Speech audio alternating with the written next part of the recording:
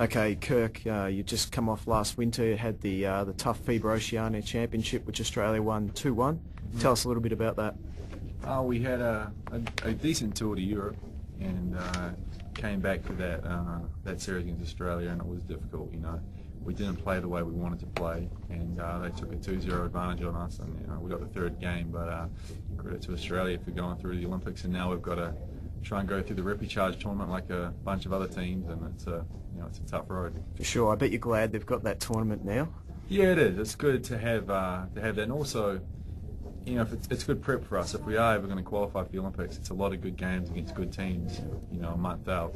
So sometimes it can be difficult for us to find games when we down in New Zealand, but there's some guaranteed good games there. For sure. And what can you take out of the Oceania series into that tournament? Well, I think, we had a new coach this year with Nenad. He's been our assistant, but he took over a head role, and we had a lot of his systems implemented. So, considering that he's going to be there still, I think we've made some good advances. Even though we didn't beat Australia, we should be on the right track to be a bit further along this year. Yeah, for sure. Now, I guess you've been to the World Championships, the Olympics, you played NBA, EuroLeague, you know who the best players in the world are. Do you think the Tall Blacks belong in the best 12 teams in the world? Oh, I think, on our day we can play with anyone, and it's just a matter of finding the right rhythm and playing well at the right time.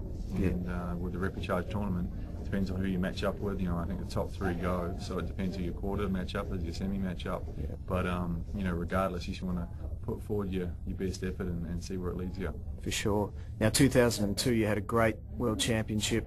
2004 in Athens, you were super competitive as well, but it's perhaps dropped off in the last couple of years. How important is a player like Craig Bradshaw to the future to keep New Zealand competitive with the best teams in the world? Yeah, I think Craig's one of the guys coming through, and all of those younger players need to continue to push and either take the spots of the older players or push them to be better. And Craig has been very influential the last couple of years with his size and athleticism.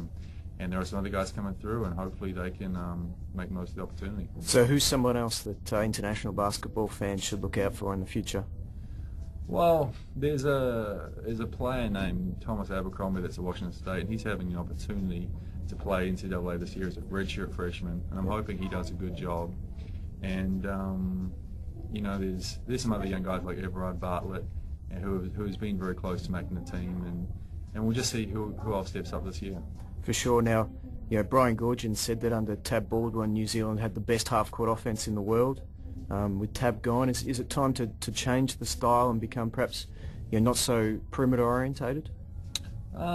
It's hard to say. I think we've got to go to our strengths and what works for us.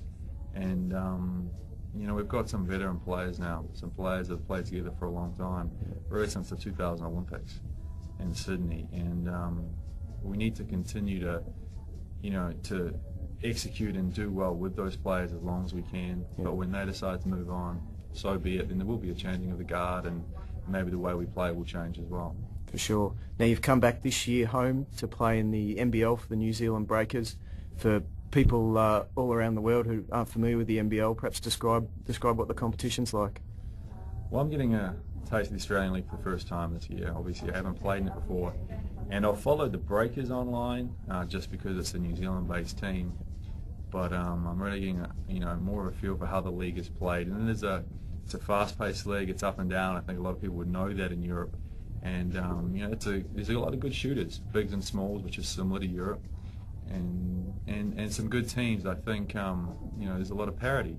The bottom place teams are able to play with the top teams, and top to bottom you've got some talent that can perform on any given night. And for me it's a fresh year because I'm able to be home with family and playing with some Tall Black teammates, and it's a completely different environment. And I'm really enjoying it, just being a part of this, and what the Breakers are doing, it's special. We're on the right track. We've got some good guys, good players, and it's a process here where we're money's being invested into the team to both get players and to have the facilities, and I think it's a matter of time before the Breakers break into the playoffs in the Australian NBL and have some good years. Fantastic. So can Australian and New Zealand fans expect to have you around for a little while yet, or are you looking to go overseas again? Well, this year my focus is on this season, but the Australian BL gets done in February, which is a lot earlier compared to Europe. Yeah. So we'll see if I can try and hook it up with the team late, or just see how it goes. I mean, it's neat to be part of this right now, and we're getting into the heavy part of the season, and there's a lot of games to be had. So that's my focus, and growing and learning with this team. We have some talent that we still need to come together collectively, and that's a part of why you enjoy playing the game. Just to go through that journey and to see guys develop and grow together. Cool.